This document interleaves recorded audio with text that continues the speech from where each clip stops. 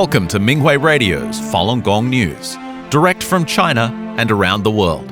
Topics include news about the persecution of Falun Gong in China, local events, and special items of interest. Now for this week's stories.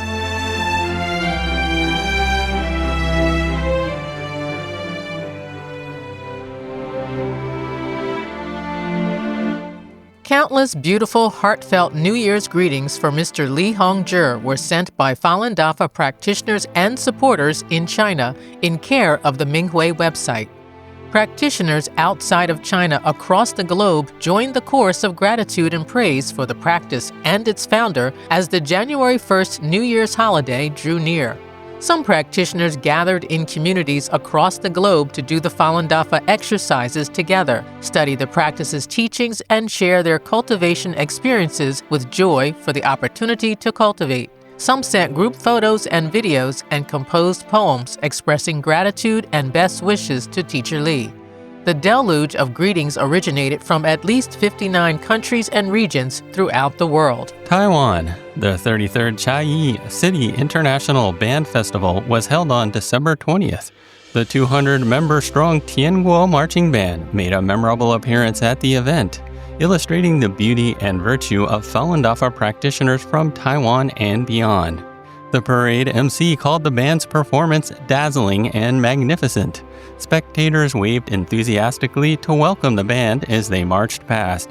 Ms. Chen and Ms. Lin, who attend the festival every year, exclaimed, "Very moving! We see the band every year and call the Tianguo Marching Band a national treasure." Spectator Mrs. Xie observed, "The kindness and peace displayed by Falun Dafa practitioners who follow the principles of truthfulness, compassion, forbearance is expressed through the music they play." Mr. Xue, who attends the festival every year, said, "Every year, the Tianguo Marching Band is the finale of the festival. Although their numbers are big, they march in sync and are very well coordinated. Only those who cultivate their character are able to achieve this." Australia.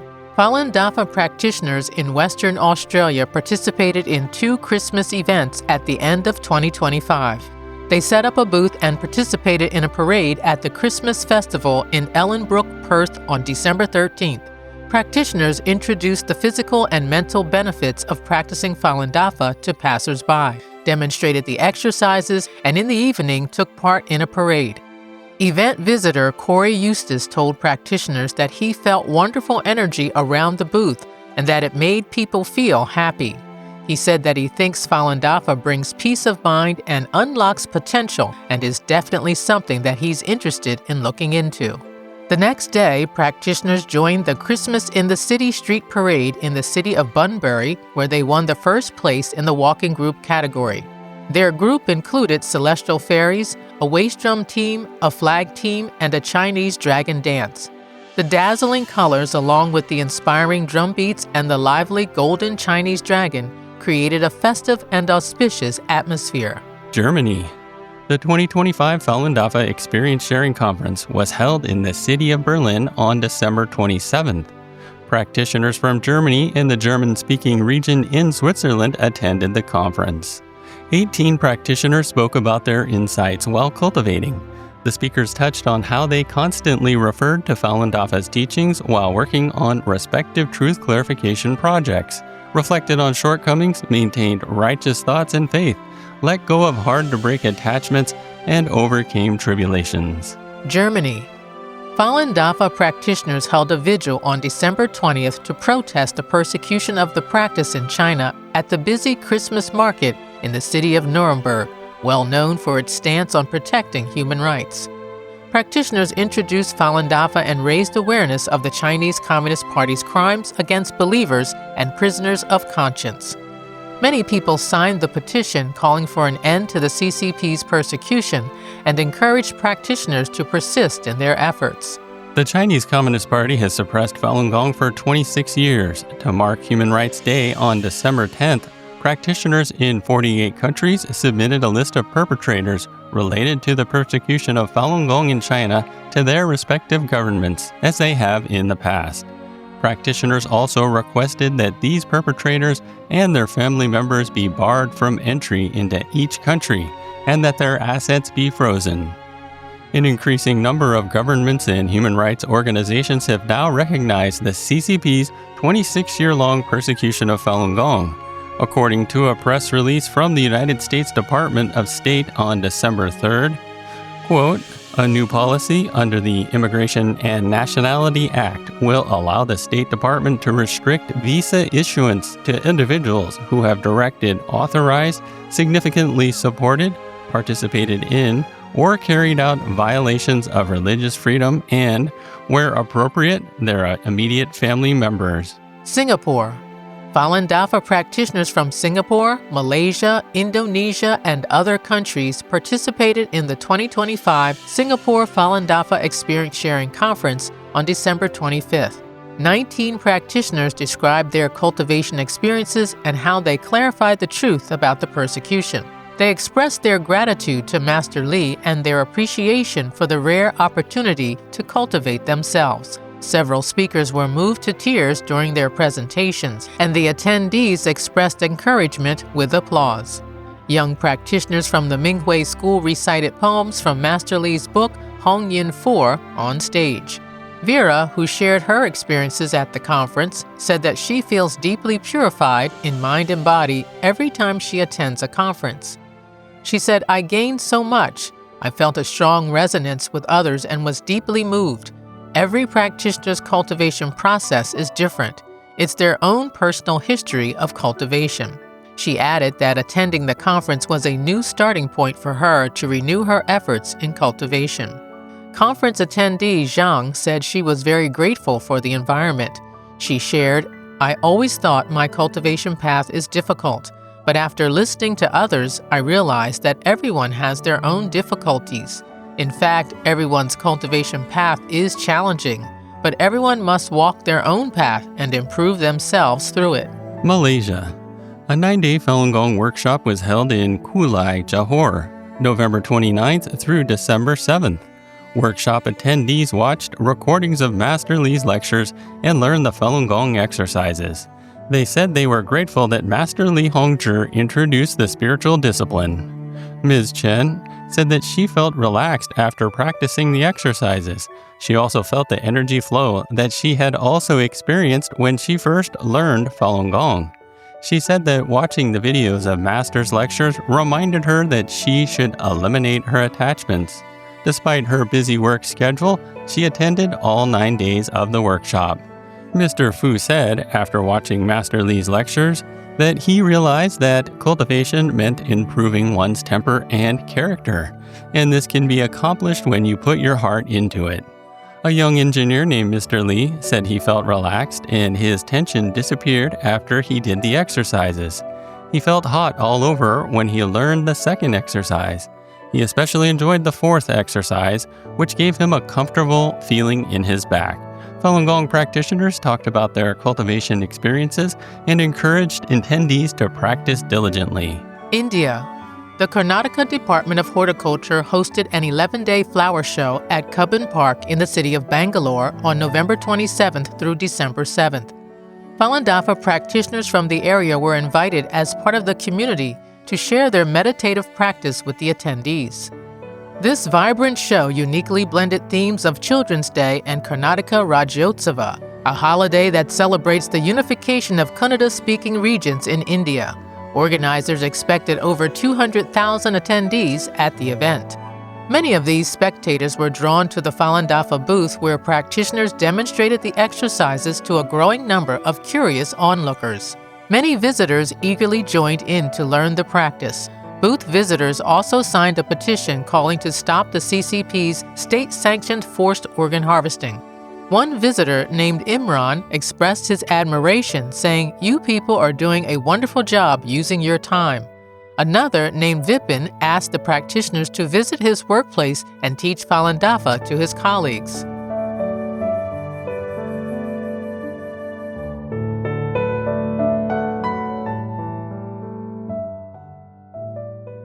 The following are selected cases of persecution of Falun Gong practitioners in China. Mr. Yang, an 81-year-old man from Qiqihar City, died last year of a brain hemorrhage. It was just 1 month before he was to finish a 4.5-year prison term for practicing Falun Gong. His passing capped decades of suffering at the hands of the communist regime. After the persecution began in 1999, Mr. Yang went to Beijing to appeal for Falun Gong and was arrested. When he returned to Qiqihar, he was beaten and verbally abused. Mr. Yang was given 1 year of forced labor where he faced more abuse. After another arrest, Mr. Yang was sentenced to 4 years and served time at the same prison. Soon after his release, Mr. Yang lost both his wife and son. His wife was under constant stress during his imprisonment, and their son, a college professor, also faced tremendous pressure from his school administration because he refused to go on TV and make slanderous statements about Falun Gong. Ms. Zhang Fengshen's heart had already stopped beating when she was taken to the hospital on December 18, 2025, for resuscitation. The 80-year-old resident of Chengdu City died only 19 days after being arrested for her faith in Falun Gong. Ms. Zhang was seized at home by police officers and then taken to a detention center. The police had intended to submit her case to the Procuratorate with the charge of undermining law enforcement with a cult organization, the standard pretext used to frame Falun Gong practitioners in China. It's not clear what abuses Ms. Zhang suffered in custody which led to her death. After the persecution started in 1999, local police and residential committee staffers kept harassing Ms. Zhang. They also forced her family to monitor her and prevent her from engaging in any Falun Gong-related activities. Her husband divorced her as a result. Her neighbors and friends stayed away from her to avoid being implicated. Mr. Cao Shengxiang of Qinghai Province was in serious condition when he was released after completing a 5-year prison term in late June 2025 for his faith in Falun Dafa. Due to the abuse that he had suffered while in custody, he died 3 months later at the age of 69. In 2019, Mr. Cao was arrested at his home, and his Falun Gong books were confiscated. Due to his health, he remained bedridden for over a year in the detention center. The authorities later sentenced him to 5 years. Mr. Cao was denied family visits and was barred from writing or calling them. The guards barely gave him enough to eat and refused to let him buy extra food. In addition to the strict management and poor living conditions, Mr. Cao was forced to do slave labor. The authorities played audio programs slandering Falun Gong through a loudspeaker every day and sometimes held the practitioners in solitary confinement, causing tremendous mental pressure for those who refused to renounce Falun Gong. Prior to his latest sentence, Mr. Cao was repeatedly targeted for his faith. A 13-year-old girl lost her father to the persecution of Falun Gong, while her mother and grandmother sit in jail for their shared faith. While still in elementary school in 2018, Ying saw her father, Mr. Zhou Hongyu, arrested and sentenced to prison. Only a year later, her mother, Ms. Sun Hai Hong, and grandmother were also arrested and sentenced respectively to 7.5 years and 5 years. When her father was finally released in 2023, he was in such a serious condition due to torture in custody that he died months later at the age of 41. Her mother is not due to be released until March 2027. The suffering of this family in Dengzhou City all stems from the Chinese Communist Party's persecution of their shared faith, with members of the family being repeatedly arrested, detained, and tortured over the past 26 years.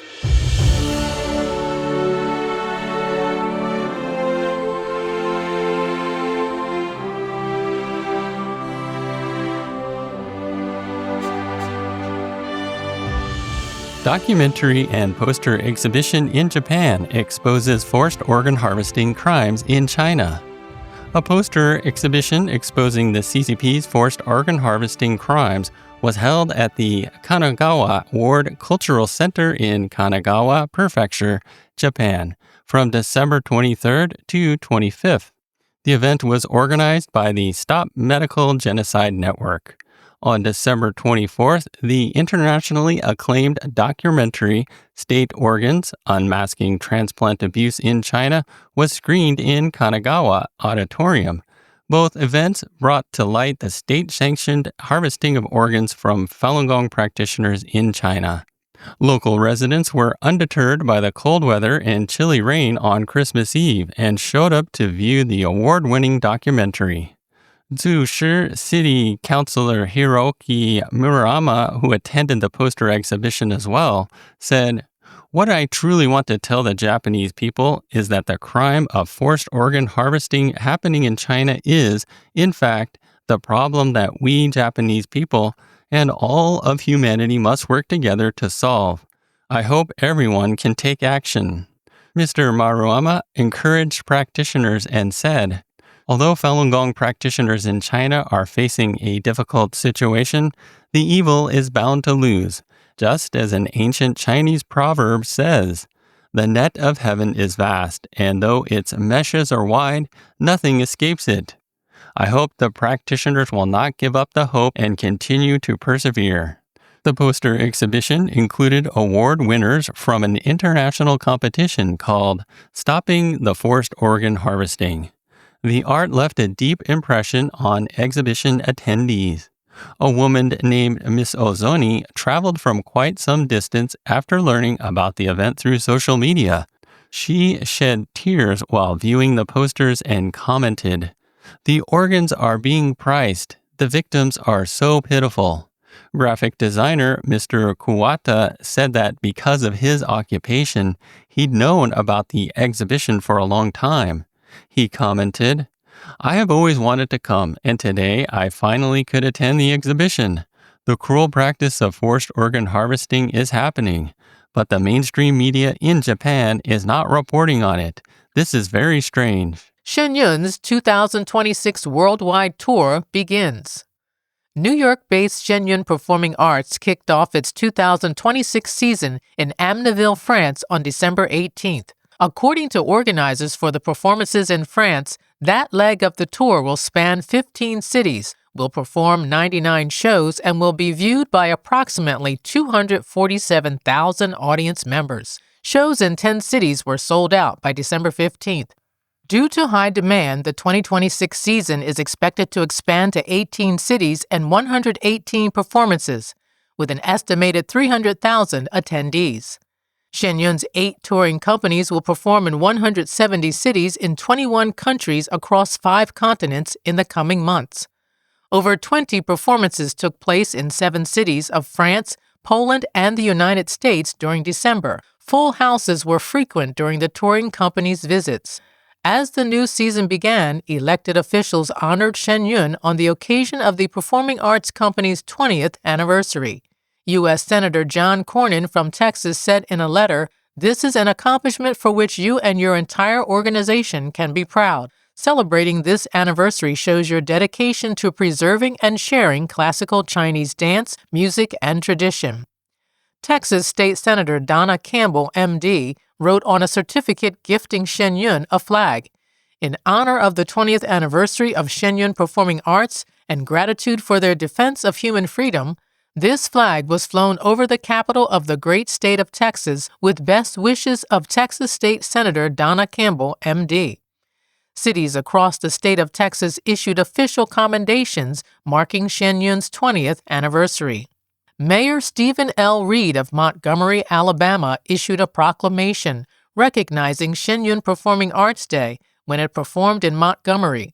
He encouraged all residents to attend, support, and celebrate this world-class performance and the timeless virtues it so beautifully upholds. Shenyun Performing Arts' 2026 tour of the Eastern United States debuted at the Palace Theater in Waterbury, Connecticut on December 27th. Mayors of the cities of Waterbury, Stamford, Norwalk, New Britain, Bristol, and New London issued congratulatory letters and proclamations of welcome. The Performing Arts Company was referred to as a beacon of cultural renewal and spiritual inspiration in today's world. The mayor of Washington, D.C., Muriel Bowser, wrote a letter congratulating Shenyun Performing Arts on the 20th anniversary of its founding.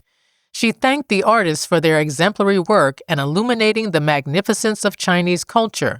Shenyun will present 10 shows in the Washington, D.C. area at the Kennedy Center from January 7th to 18th. The 2026 Poland tour began on December 28th in the historic city of Turin, and the artists will also perform in the communities of Białystok, Lodz, and Lublin. The governor of Lodz and mayors of Lodz and Turin granted Shenyun honorary patronage, a high award of distinction in Poland reserved for cultural events of exceptional artistic merit and prestige. The company arrived in Taiwan on December 28th to kick off its 2026 Asia tour. Shenyun commenced its 33 scheduled performances across 7 major Taiwanese cities on December 30th. Taiwan's President Lai Ching-te and more than 100 government officials sent congratulatory messages and well wishes for the world-class dance company.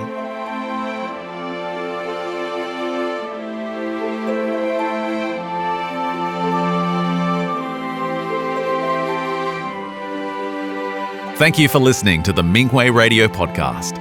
For more information, including news about the persecution of Falun Gong practitioners in China and experience sharing stories by practitioners around the world, please visit our website at en.minghui.org.